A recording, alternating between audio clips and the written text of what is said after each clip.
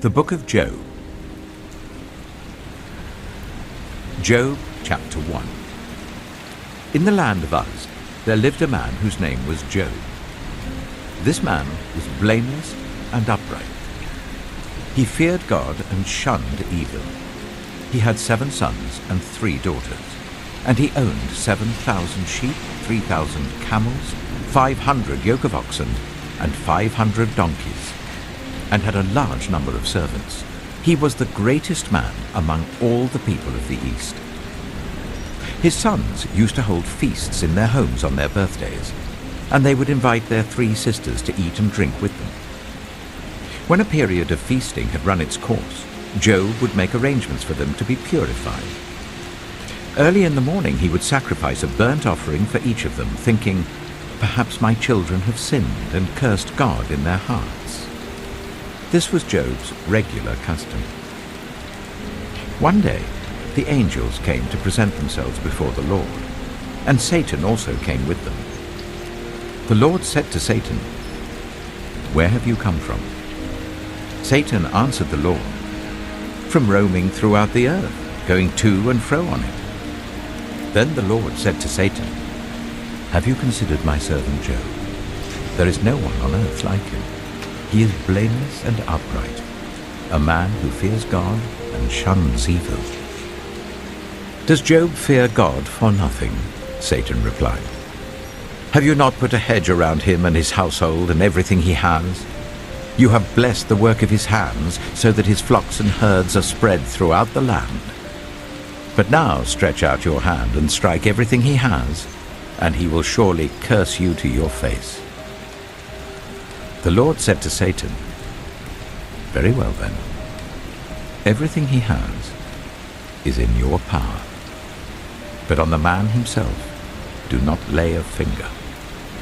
Then Satan went out from the presence of the Lord. One day, when Job's sons and daughters were feasting and drinking wine at the eldest brother's house, a messenger came to Job and said, "The oxen were plowing and the donkeys were grazing nearby, and the Sabeans attacked and made off with them. They put the servants to the sword, and I am the only one who has escaped to tell you." While he was still speaking, another messenger came and said, "The fire of God fell from the heavens and burned up the sheep and the servants, and I am the only one who has escaped to tell you." While he was still speaking, another messenger came and said, "The Chaldeans formed 3 raiding parties and swept down on your camels and made off with them. They put the servants to the sword, and I am the only one who has escaped to tell you." While he was still speaking, yet another messenger came and said, "Your sons and daughters were feasting and drinking wine at the eldest brother's house, when suddenly a mighty wind swept in from the desert and struck the 4 corners of the house. It collapsed on them, and they are dead. And I am the only one who has escaped to tell you." At this, Job got up and tore his robe and shaved his head.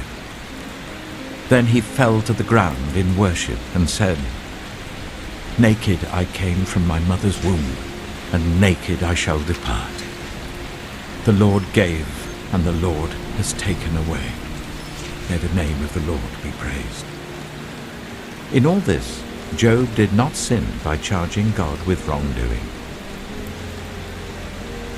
Job chapter 2. On another day, the angels came to present themselves before the Lord, and Satan also came with them to present himself before him. And the Lord said to Satan, "Where have you come from?"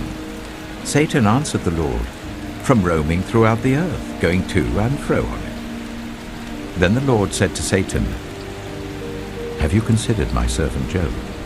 There is no one on earth like him.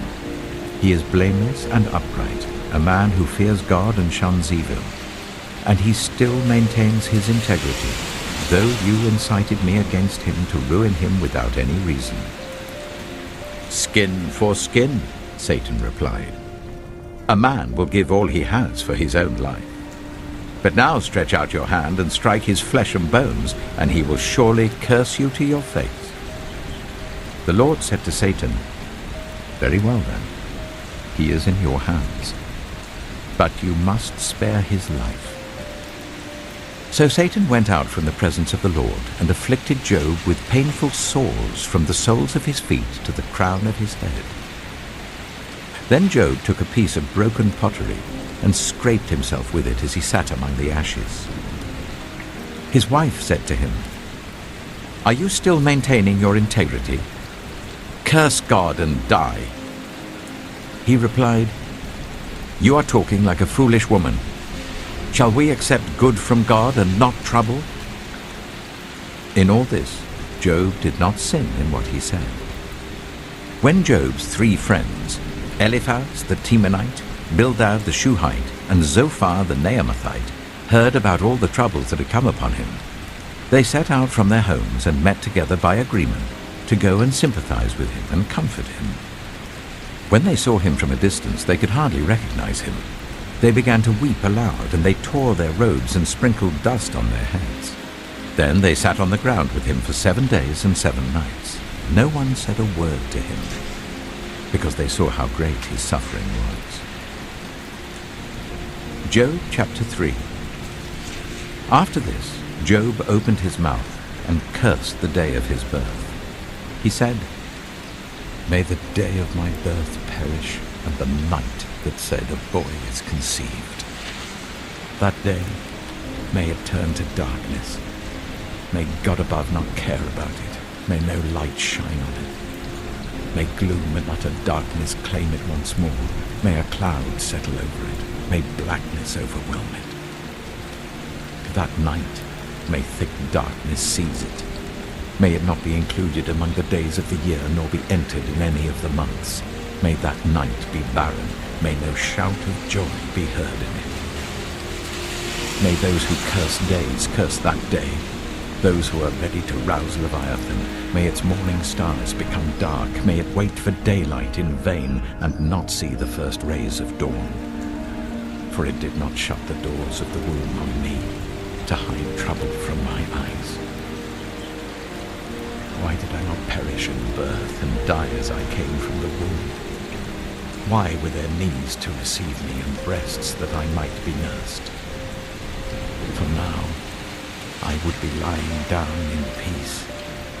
I would be asleep and at rest with kings and rulers of the earth who built for themselves places now lying in ruins, with princes who had gold, who filled their houses with silver.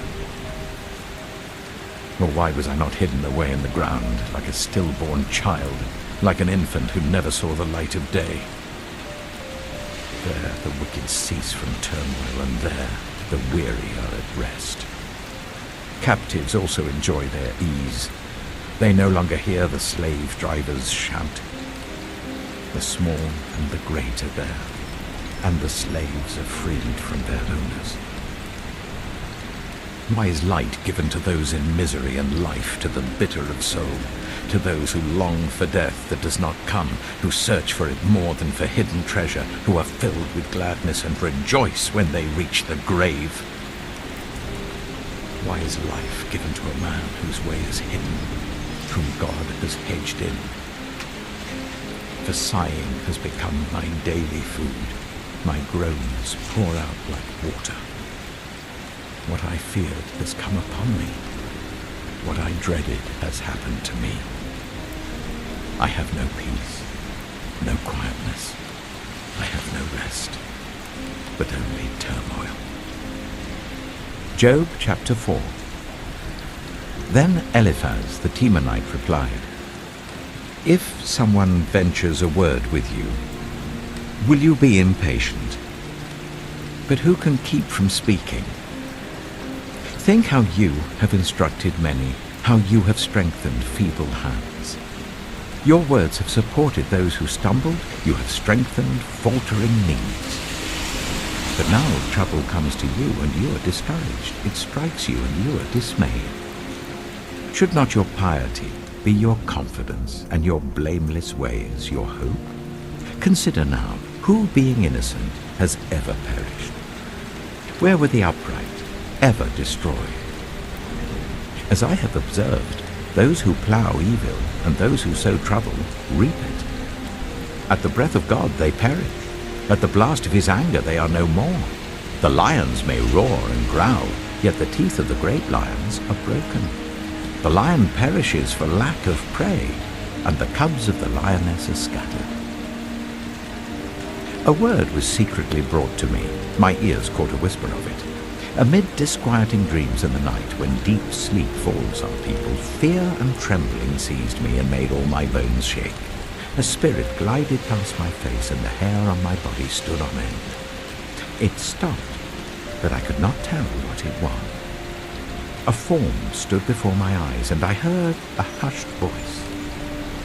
Can a mortal be more righteous than God? Can even a strong man be more pure than his Maker? If God places no trust in his servants, if he charges his angels with error, how much more those who live in houses of clay, whose foundations are in the dust, who are crushed more readily than a moth. Between dawn and dusk they are broken to pieces. Unnoticed they perish forever. Are not the cords of their tent pulled up, so that they die without wisdom? Job chapter 5. Call if you will, but who will answer you? To which of the holy ones will you turn? Resentment kills a fool, and envy slays the simple. I myself have seen a fool taking root, but suddenly his house was cursed. His children are far from safety, crushed in court without a defender. The hungry consume his harvest, taking it even from among thorns, and the thirsty pant after his wealth. For hardship does not spring from the soil, nor does trouble sprout from the ground. Yet man is born to trouble, as surely as sparks fly upwards. But if I were you, I would appeal to God. I would lay my cause before him. He performs wonders that cannot be fathomed, miracles that cannot be counted. He provides rain for the earth. He sends water on the countryside.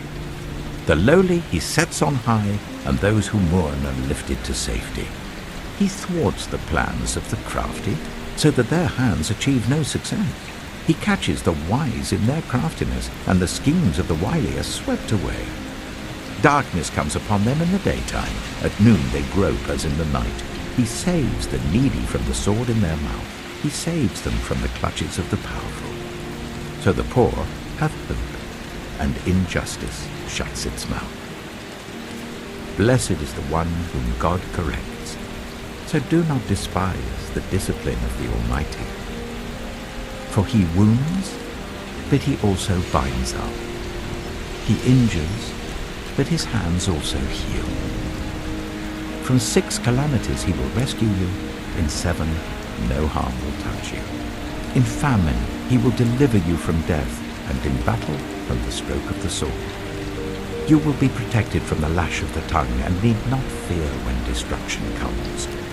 You will laugh at destruction and famine, and need not fear the wild animals. For you will have a covenant with the stones of the field, and the wild animals will be at peace with you. You will know that your tent is secure. You will take stock of your property and find nothing missing. You will know that your children will be many, and your descendants like the grass of the earth. You will come to the grave in full vigor, like sheaves gathered in season. We have examined this, and it is true. So hear it and apply it to yourself. Job chapter 6. Then Job replied, If only my anguish could be weighed, and all my misery be placed on the scales. It would surely outweigh the sand of the seas. No wonder my words have been impetuous. The arrows of the Almighty are in me. My spirit drinks in their poison. God's terrors are marshaled against me. Does a wild donkey bray when it has grass, or an ox bellow when it has fodder? Is tasteless food eaten without salt, or is there flavor in the sap of the mallow? I refuse to touch it. Such food makes me ill. Oh, that I might have my request, that God would grant what I hope for, that God will be willing to crush me, to let loose his hand and cut off my life. Then I would still have this consolation, my joy in unrelenting pain, that I had not denied the words of the Holy One. What strength do I have that I should still hope? What prospects that I should be patient? Do I have the strength of stone? Is my flesh bronze? Do I have any power to help myself now that success has been driven from me? Anyone who withholds kindness from a friend forsakes the fear of the Almighty. But my brothers are as undependable as intermittent streams, as the streams that overflow when darkened by thawing ice and swollen with melting snow, but that stop flowing in the dry season and in the heat vanish from their channels. Caravans turn aside from their routes. They go off into the wasteland and perish. The caravans of Tema look for water. The traveling merchants of Sheba look in hope. They are distressed because they had been confident. They arrive there only to be disappointed. Now you too have proved to be of no help. You see something dreadful and are afraid. Have I ever said, give something on my behalf, pay a ransom for me from your wealth, deliver me from the hand of the enemy, rescue me from the clutches of the ruthless? Teach me and I will be quiet. Show me where I have been wrong. How painful are honest words. But what do your arguments prove? Do you mean to correct what I say and treat my desperate words as wind? You would even cast lots for the fatherless and barter away your friend. But now, be so kind as to look at me. Would I lie to your face? Relent, do not be unjust. Reconsider, for my integrity is at stake. Is there any wickedness on my lips? Can my mouth not discern malice? Job chapter 7. Do not mortals have hard service on earth? Are not their days like those of hired laborers? Like a slave longing for the evening shadows, or a hired laborer waiting to be paid, so I have been allotted months of futility, and nights of misery have been assigned to me. When I lie down, I think, how long before I get up? The night drags on, and I toss and turn until dawn. My body is clothed with worms and scabs. My skin is broken and festering. My days are swifter than a weaver's shuttle, and they come to an end without hope. Remember, O God, that my life is but a breath. My eyes will never see happiness again. The eye that now sees me will see me no longer. You will look for me, but I will be no more. As a cloud vanishes and is gone, so one who goes down to the grave does not return. He will never come to his house again. His place will know him no more. Therefore I will not keep silent. I will speak out in the anguish of my spirit. I will complain in the bitterness of my soul.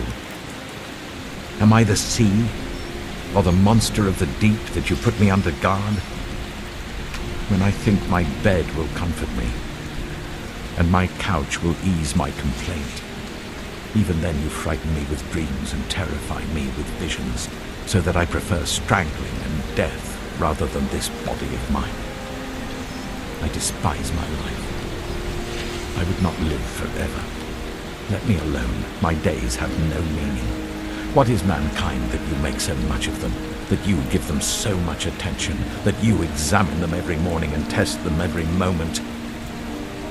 Will you never look away from me, or let me alone even for an instant? If I have sinned, what have I done to you? You, who see everything we do. Why have you made me your target? Have I become a burden to you? Why do you not pardon my offenses and forgive my sins? For I shall soon lie down in the dust. You will search for me, but I shall be no more. Job chapter 8. Then Bildad the Shuhite replied, How long will you say such things? Your words are a blustering wind. Does God pervert justice? Does the Almighty pervert what is right? When your children sinned against him, he gave them over to the penalty of their sin. But if you will seek God earnestly and plead with the Almighty, if you are pure and upright even now, He will rouse Himself on your behalf and restore you to your prosperous state. Your beginnings will seem humble, so prosperous will your future be. Ask the former generations and find out what their ancestors learned. For we were born only yesterday and know nothing, and our days on earth are but a shadow. Will they not instruct you and tell you? Will they not bring forth words from their understanding? Can papyrus grow tall where there is no marsh? Can reeds thrive without water? While still growing and uncut, they wither more quickly than grass. Such is the destiny of all who forget God. So perishes the hope of the godless. What they trust in is fragile. What they rely on is a spider's web. They lean on the web, but it gives way. They cling to it, but it does not hold. They are like a well-watered plant in the sunshine, spreading its shoots over the garden. It entwines its roots round a pile of rocks and looks for a place among the stones. But when it is torn from its spot, that place disowns it and says, "I never saw you." Surely its life withers away, and from the soil other plants grow. Surely God does not reject one who is blameless, or strengthen the hands of evildoers. He will yet fill your mouth with laughter and your lips with shouts of joy. Your enemies will be clothed in shame, and the tents of the wicked will be no more. Job chapter 9. Then Job replied, "Indeed, I know that this is true. But how can mere mortals prove their innocence before God? Though they wished to dispute with Him, they could not answer Him once in 1,000 times. His wisdom is profound, His power is vast. Who has resisted Him and come out unscathed? He moves mountains without their knowing it and overturns them in His anger. He shakes the earth from its place and makes its pillars tremble. He speaks to the sun, and it does not shine. He seals off the light of the stars. He alone stretches out the heavens and treads on the waves of the sea. He is the maker of the Bear and Orion, the Pleiades and the constellations of the south. He performs wonders that cannot be fathomed, miracles that cannot be counted. When He passes me, I cannot see Him. When He goes by, I cannot perceive Him. If He snatches away, who can stop Him? Who can say to Him, "What are you doing?" God does not restrain His anger. Even the cohorts of Rahab cowered at His feet. How then can I dispute with Him? How can I find words to argue with Him? Though I were innocent, I could not answer Him. I could only plead with my judge for mercy. Even if I summoned Him and He responded, I do not believe He would give me a hearing. He would crush me with a storm and multiply my wounds for no reason. He would not let me catch my breath, but would overwhelm me with misery. If it is a matter of strength, He is mighty. And if it is a matter of justice, who can challenge Him? Even if I were innocent, my mouth would condemn me. If I were blameless, it would pronounce me guilty. Although I am blameless, I have no concern for myself. I despise my own life. It is all the same. That is why I say, He destroys both the blameless and the wicked. When a scourge brings sudden death, He mocks the despair of the innocent. When a land falls into the hands of the wicked, He blindfolds its judges. If it is not He, then who is it? My days are swifter than a runner. They fly away without a glimpse of joy.